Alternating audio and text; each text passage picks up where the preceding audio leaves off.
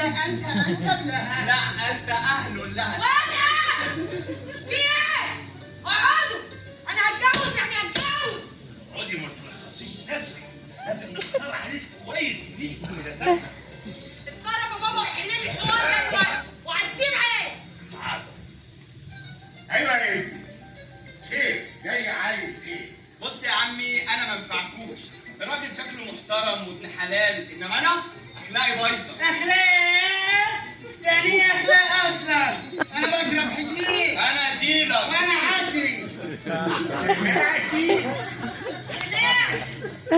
أكيد كنت كده وأنت صغير يا بابا. اخلصي يا بنت. حاضر.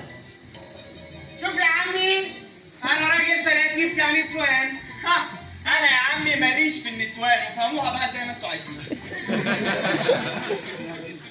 سمعتي يا بنت؟ لا يا بابا معلش أكيد كنت كده وأنت صغير. انا كنت كده. اخلصي يا بنت.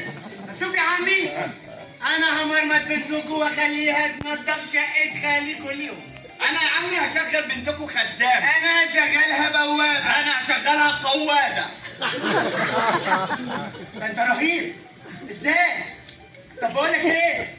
أنا مش هخلف. أنا أصلا عقيم. أنا عندي الإيدز. أنا ما عنديش، وفهموها بقى زي ما أنتوا عايزين. سمعتي يا بنت؟ معلش يا بابا